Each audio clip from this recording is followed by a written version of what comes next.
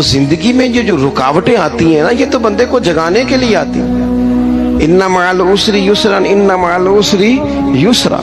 ایک دفعہ اگر مشکل آئے تو اللہ 2 آسانیاں دیتا ہے، ہم نہ گھبرا جاتے ہیں۔ یہ دکھ تو بڑے پیارے ہوتے ہیں، یہ تو بڑے نفع بخش ہوتے ہیں، یہ تو فائدہ کرتے ہیں بندے کا۔ تکلیفیں جیسے جیسے زندگی میں آتی ہیں بندہ پالش ہوتا جاتا ہے۔ جیسے جیسے میں اکثر دوستوں سے کہتا ہوں، کبھی مشکل آ جائے اور کوئی بندہ ساتھ نہ بندے کے چلے، نہ رشتہ دار چلے، نہ دوست چلے، نہ گلی محلہ، کوئی ساتھ نہ چلے تو ہم شکوے کرتے ہیں، حالانکہ شکوے نہیں کرنے چاہیے۔ اگر یہ ساتھ نہ کوئی بھی چلے تو بندے کو اکیلے لڑنے کا حوصلہ نصیب ہو جاتا ہے، اسے پھر ہمت مل جاتی ہے کہ یہ سفر میں نے اکیلے طے کرنا ہے۔ تکلیفیں بڑی سونی ہوتی ہیں، جب تکلیف آئے تو رب کہتا ہے وَتَوَاصَوْا بِالصَّبْرِ، اب ایک دوسرے کو صبر کی نصیحت کرو۔ یہ جب دکھ آتے ہیں نا، دکھ بندے کو نرم کر دیتے ہیں، بیماری نفسانی خواہشات کو ختم کر دیتی ہے۔ بیمار بندہ، اس کا کسی غلطی کی طرف دھیان ہی نہیں جاتا، وہ پورا جڑ جاتا ہے اپنے رب سے، اس کے اندر سے نفسانی خواہشات ختم ہو جاتی ہیں۔ جب آپ دکھی ہوتے ہیں نا، پھر کوئی سجدے کا مزہ آتا ہے، پھر کوئی دعا میں لطف آتا ہے، پھر کوئی رب سے دل لگانے میں مزہ آتا ہے، پھر دل کرتا ہے کہ کوئی بندہ موجود نہ ہو، میں اکیلا ہوں مسجد میں، رج کے یاد کروں اپنے مالک کو۔ جب آپ صبر کرتے ہیں، قرآن پاک میں نا کم و بیش کوئی 99 کے قریب 90 سے زیادہ مرتبہ صبر کا ذکر ہے، اور محدثین نے تصریح کی ہے کہ کوئی 500 کے لگ بھگ حدیث پاک میں صبر کا ذکر ہے۔ حوصلے سے، صبر سے، وَتَوَاصَوْا بِالصَّبْرِ، صبر بندہ کر کے دکھائے، اس کے اندر حوصلہ ہو، دلیری ہو۔ ہم نہ جلد باز ہو جاتے ہیں، بعض بزرگ بھی ناراض نہ ہوں تو وہ بھی بڑے جلد باز، فٹافٹ کام ہونا چاہیے۔ بعض بچے بھی، بعض جناب سیانے لوگ، بڑی جلدی ہے۔ بندے نے روزہ رکھا ہوا نا گرمیوں کا، عصر کے وقت اگر وہ بڑا سوڑا پڑ جائے نا تو روزہ پھر کھل جاتا ہے۔ بولیے، بڑی جلدی ہے جی، بڑی ٹینشن ہے جی، بڑا لگ رہا ہے، تو کھل جائے گا یہ کہنے سے؟ اس نے کب کھلنا ہے؟ بولیے، آپ کو تکلیف ہو گئی، آپ کو خدا نہ خواستہ ڈاکٹر نے کہا چھوٹا سا آپریٹ کرنا ہے آپ کا، شام کو ٹھیک ہو جائیں گے جی؟ تو جلدی بڑی ہے، درد بڑی ہو رہی، جلدی کریں ڈاکٹر صاحب۔ تو ڈاکٹر کہتا ہے پہلے خون ٹیسٹ کرا، پھر بلڈ پریشر اپنا چیک کرا، پھر شوگر چیک کرا، پرسوں رپورٹ آئے گی، پھر شام کو لے کے آنا، پھر ٹائم دوں گا، پھر ٹائم دے گا، پھر آپریٹ کرے گا، پھر دوائیاں لکھے گا، پھر آپ کو آرام کا مشورہ دے گا، پھر 2-3 ماہ لگیں گے، پھر طبیعت پوری طرح۔ تو کرنا کیا پڑے گا؟ صبر۔ کیا کرنا پڑے گا؟ صبر۔ صبر زندگی میں ضروری ہے، اگر صبر نہیں تو پھر کوئی کام بھی۔ اپنے مزاج میں حوصلہ لائیں، حلم ہو، بردباری ہو، صبر ہو، تحمل ہو۔ امام علی مقام رضی اللہ تعالیٰ عنہ کو آپ دیکھ لیں، میدان کربلا پورا پڑھ لیں، آپ پوری تاریخ روایات کھنگال کے دیکھ لیں، سامنے تلواریں تھیں یزید کے لشکر کے پاس، امام کے پاس حوصلہ تھا۔ وہاں ظلم و جبر ہو رہا تھا، یہاں حوصلہ، علم، بردباری، اعلیٰ ظرفی، کرم۔ دوستو، جب صبر اور تلواریں آپس میں ٹکرائی نا، صبر اور تلواریں، تو تلواریں ہار گئیں، صبر جیت گیا۔ صبر ہمیشہ جیت جایا کرتا ہے۔ بعض اوقات تھوڑا ٹائم لگ جاتا ہے، تھوڑا سا وقت، کچھ چیزوں کی لوگوں کو فوراً سمجھ نہیں آتی، ٹائم گزرنے کے وہ کافی دیر کے بعد احساس ہوتا ہے اوہو وہ تو ٹھیک تھا، احساس۔ لیکن آپ زندگی میں تھوڑا تحمل، تھوڑی بردباری، آپ یقین کریں، ہم جب لڑائیاں کرتے ہیں نا، کسی سے بحث کرتے ہیں، کچھ ایسی باتیں کر جاتے ہیں کہ بعد میں ہمیں احساس ہوتا ہے یار زیادہ سخت بات ہو گئی، مانتے نہیں، لیکن بعضوں کا خیال ہوتا ہے یار اوہو یہ نہیں کہنا چاہیے تھا، لیکن وہ بات غصے میں نکل جاتی ہے، صبر ہوتا نہیں، پھر وہ خرابی ہوتی ہے۔ اپنی زندگی میں صبر، اپنے رب پر جو مضبوط بھروسہ ہے، مضبوط۔ سیدہ طیبہ طاہرہ حضرت فاطمہ الزہرا رضی اللہ تعالیٰ عنہا نا ऊंट के बालों की बनी हुई चादर ओढ़ कर चक्की पीस रही थी। यहाँ बीबियां बड़ा रोती हैं, गरीबी बड़ी है, बड़ी गरीबी है। हालांकि अब कौन बंदा पेबंद वाले कपड़े पहनता है जी, दौर ही गुजर गया। अब तो बड़ी मुश्किल से वो लोग मिलते हैं जो जूता टूट जाए तो गांठ के पहने, वरना तो नए जूते आ जाते हैं। हजरत सैयदा पाक ऊंट के बालों की बनी हुई चादर ओढ़ के चक्की पीस रही थी। नबी पाक सल्लल्लाहु अलैहि वसल्लम ने देखा, आंखों में आंसू जरूर आए, पर महबूब ने फरमाया, फातिमा दुनिया में थोड़ी सी तकलीफ बर्दाश्त करो, क़यामत की सारी इज्जत अल्लाह आपको ही अता फरमाएगा।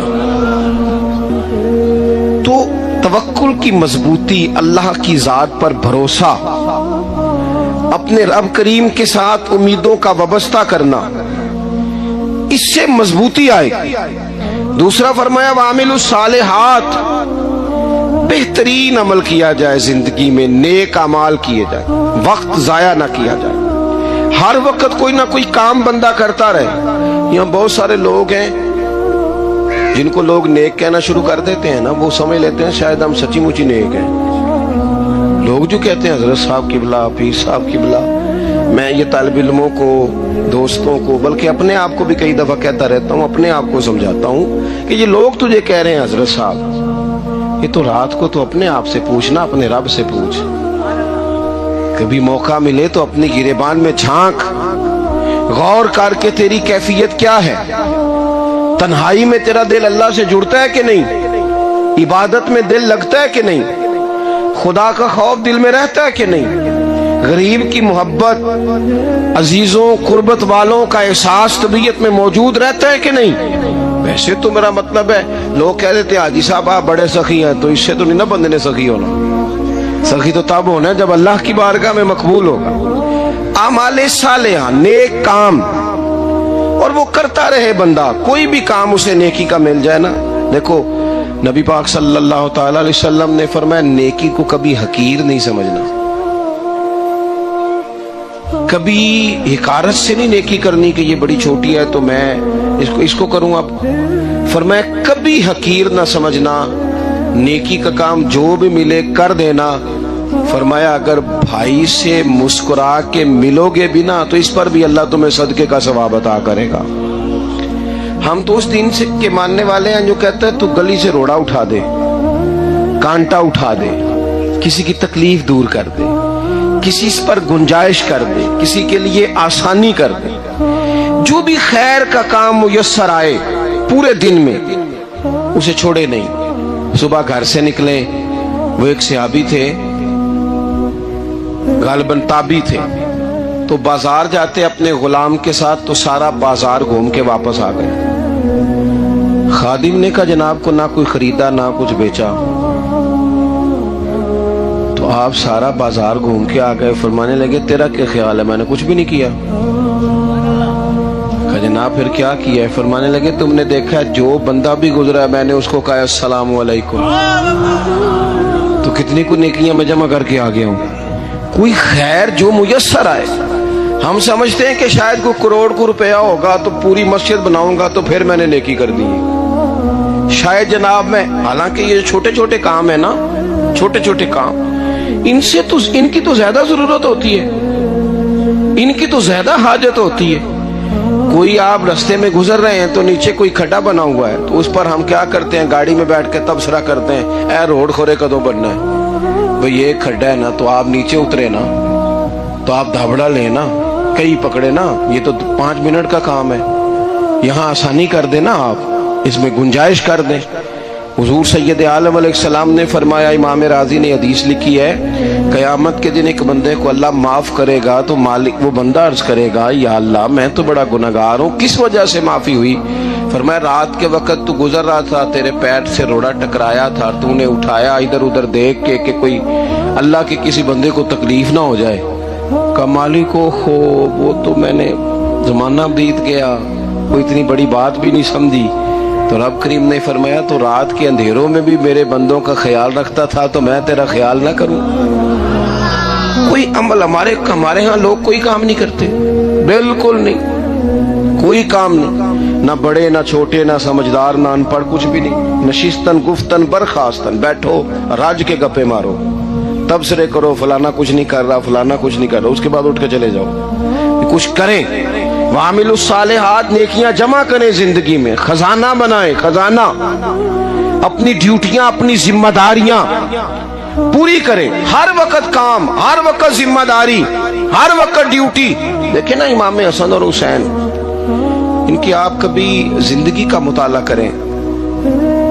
فرض نماز کے علاوہ 100 رکعت نماز نفل روز پڑھنی ہے. پتہ کرنا ہے غریب کہاں کہاں ہیں، ان کا خیال رکھنا ہے. اور نیرے پیسے نہیں دینے. ہمارے لوگ غریبوں کو پیسے ضرور دیتے ہیں، عزت نہیں دیتے. ان کو 4 پیسے کی مدد ضرور کر دیتے ہیں، پر عزت نفس کا خیال نہیں رکھتے. امام زین العابدین رضی اللہ تعالیٰ عنہ فرماتے ہیں، گزر رہے تھے، آپ دیکھیں نا، امام غزالی حدیث لائے ہیں کہ بندہ اور کچھ نہ کرے، کسی مومن کا دل راضی کر دے تو اللہ 60 سال کی نفلی عبادت کا ثواب عطا کرتا ہے. دل بدستاور کے حج اکبر است، از ہزارہ کعبہ یک دل بہتر است.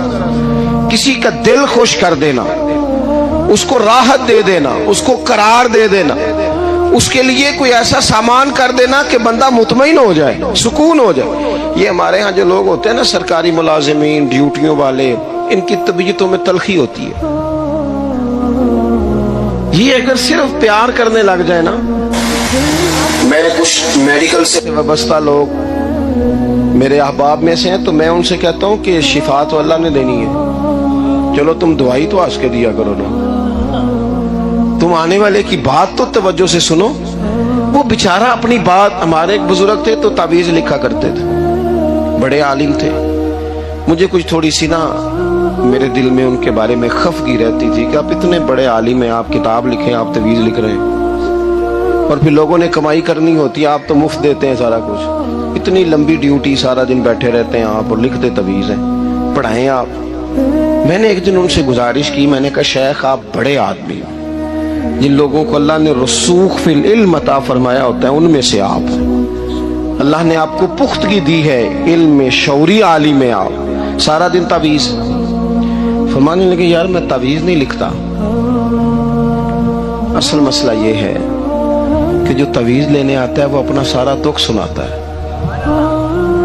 تو میں تعویذ نہیں لکھتا، میں نہ بس لوگوں کے کلیجے ٹھنڈے کرتا ہوں. میں کسی کا، اب تو بچوں کے پاس ٹائم ہی نہیں، وہ تو ابا کا دکھ نہیں سنتے، بالکل نہیں.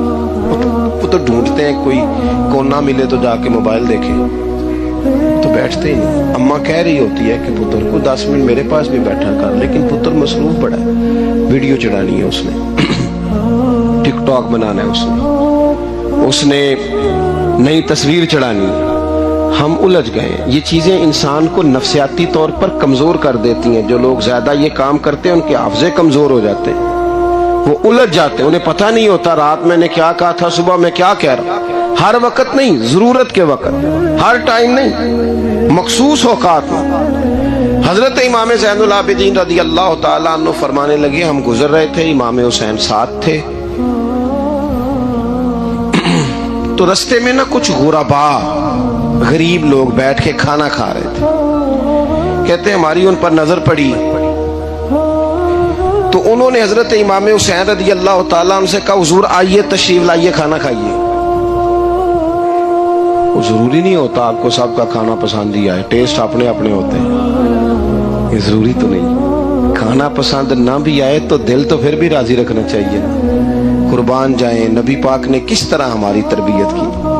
حضرت عائشہ صدیقہ رضی اللہ تعالیٰ عنہ فرماتی ہیں کریم محبوب کا میں نے یہ طریقہ دیکھا کہ اگر کھانا نہ پسند ہوتا تو چھوڑ دیتے، پر کبھی اس میں سے نقص نہ نکالتے، عیب جوئی نہ کرتے. گرمی کے موسم میں کھڑی ہے بیچاری خاتون، اور کتنی مشقت سے اس نے کھانا بنایا، اور کتنی گرمی سہی ہے چولہے کے سامنے، لیکن صاحب وہ کھانا رکھا ہے تو وہ کہتے ہیں یہ تو کی پکایا، وہ کھانے والی چیز ہے بھئی، اس طرح کرنا، اب جو اگلی انڈی ہے وہ تو پکا، نہ تو کھڑا ہو. یہ پتہ چلے یہ کام کتنی مشقت کا ہے. زندگی میں کچھ تھوڑا سا دوسروں کا خیال رکھنا یہ بھی تو دین کا حصہ ہے نا. آپ اپنی زندگی میں ہمیشہ اپنے لیے سوچیں، کسی اور کا سوچیں ہی نہ.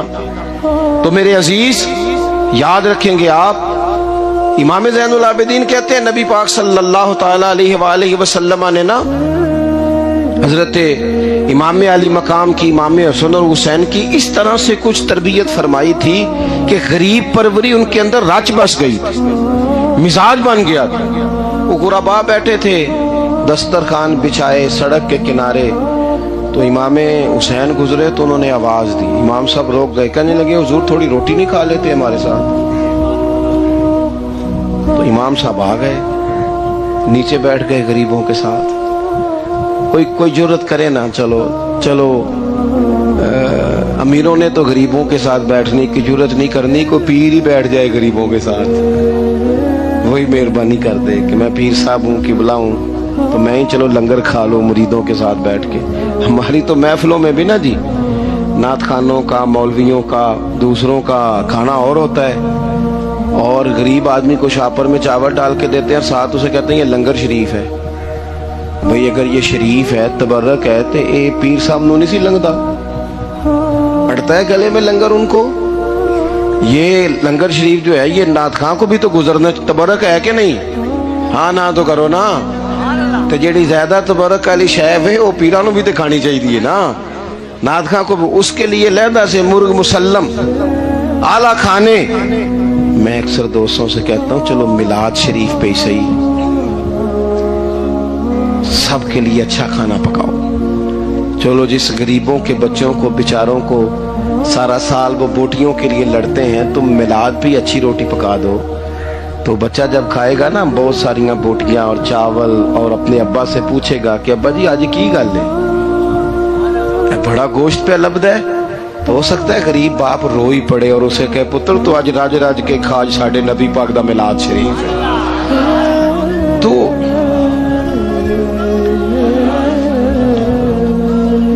امام حسین رضی اللہ تعالیٰ عنہ نا آ کے غریبوں کے بیچ بیٹھ گئے زمین پہ.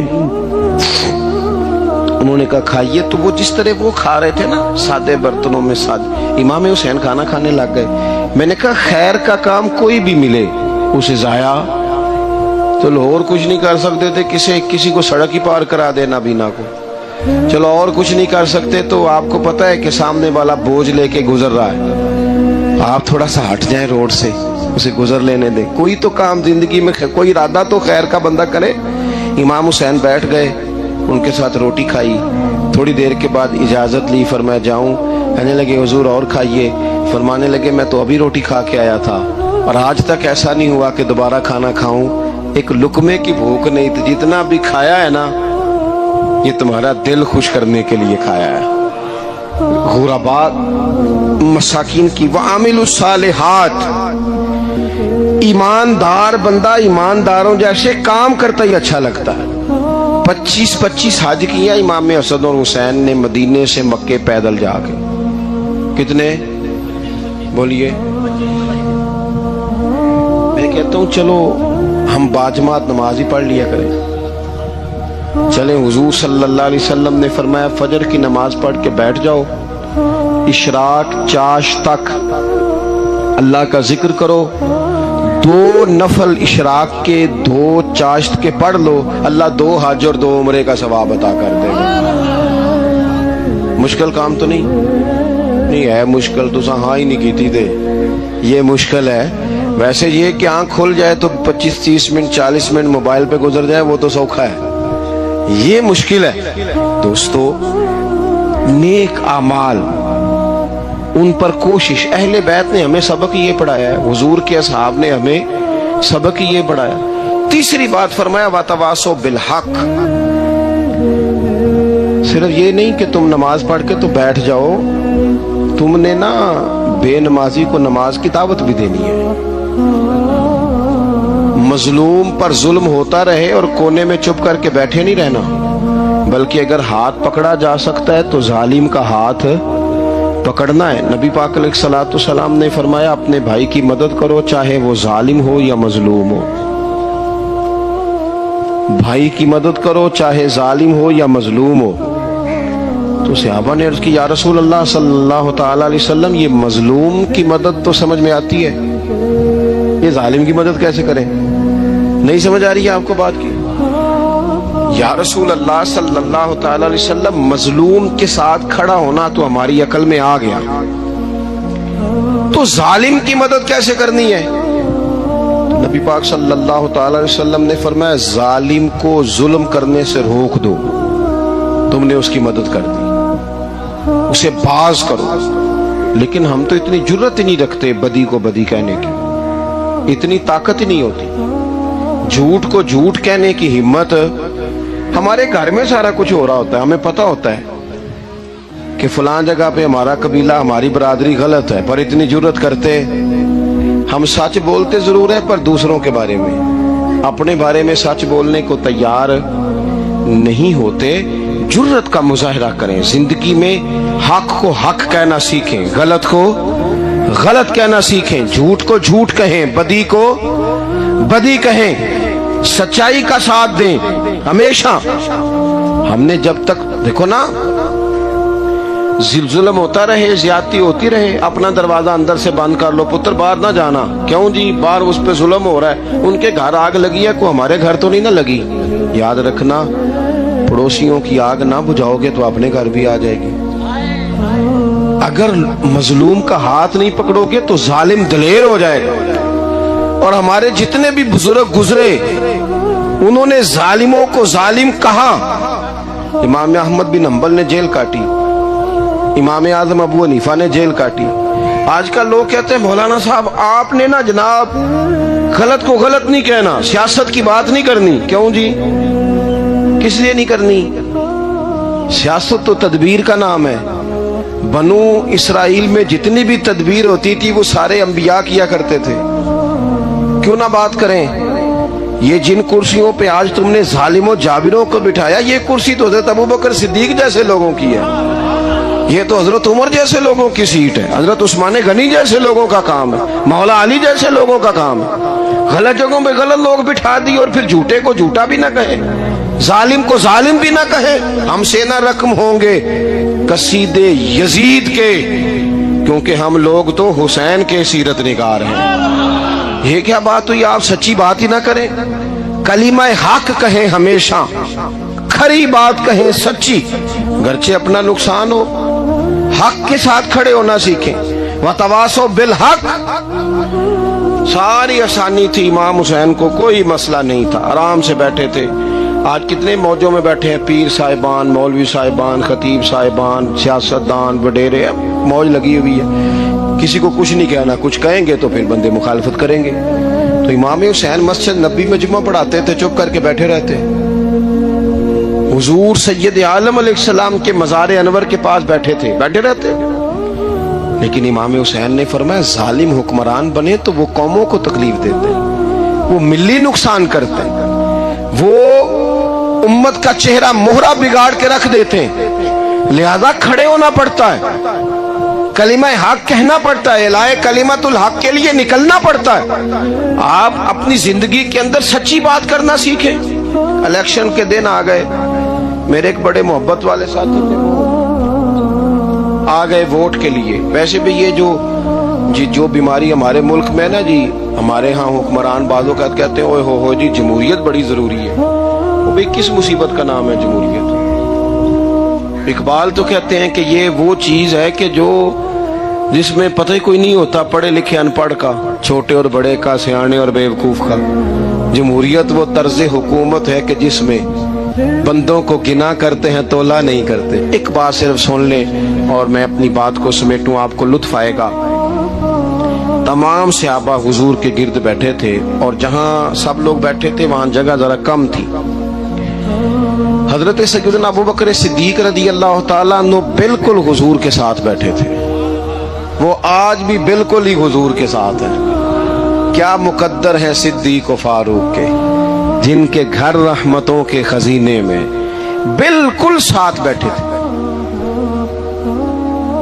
اچانک حضرت مولا علی شیر خدا آ گئے۔ کوئی سے ابھی بھی اٹھ کر جگہ دے دیتا اور سارے دینا بھی چاہ رہے تھے، لیکن حضرت مولا علی جیسے ہی آئے نا، سب سے پہلے حضرت صدیق اکبر اٹھے اور بازو تھام کے آگے جا کے بڑھ کے مولا علی کا بازو تھام کے حضور کے قریب لا کے بٹھایا، خود ذرا سائڈ پہ ہو کے بیٹھ گئے۔ اب یہ حضور کے سامنے سارا کچھ ہو رہا ہے تو بولنا کس نے تھا؟ کسی کو ضرورت ہی نہیں ہوتی تھی محبوب کے سامنے کوئی تبصرہ کرے، کوئی کر ہی نہیں سکتا تھا، کسی کو ضرورت ہی نہیں تھی، کوئی نہ بولا، خود رسول کریم بولے۔ اور حضور فرمانے لگ گیا، دیکھا تم نے میرے ابو بکر نے کیا کیا ہے؟ اور پھر حضور نے جملے کہے وہ یاد رکھنے والے ہیں، شیخ اسماعیل حقی نے اس کو لکھا ہے، نبی کریم فرمانے لگے عزت والا ہی کسی کو عزت دیا کرتا ہے، فضل والے لوگ ہی دوسرے کا فضل سمجھا کرتے ہیں۔ تو یہ تو صاحب عزت لوگ تھے، یہ تو ایک دوسرے کو عزتیں دیتے تھے۔ تم کون ہو جو عزتیں اتار رہے ہو؟ تم کون ہو جو اس طرح کا لہجہ اختیار کیے ہوئے ہو؟ تو ان لوگوں کا آپس میں گہرا تعلق، رب، پیار، محبتیں، خلوص، وارفتگیاں، تو کبھی بھی کسی ایسے شخص کے چکر میں نہ آئیں جو ہمیں ان لوگوں سے لڑانے کی صحیح کرے۔ اللہ تعالیٰ کی بارگاہ میں دعا کرتا ہوں جو میں نے کہا ہے اللہ اسے قبول فرمائے، جہاں بھول گئے ہیں اللہ درگزر کرے۔ آخر دعوانا ان الحمدللہ۔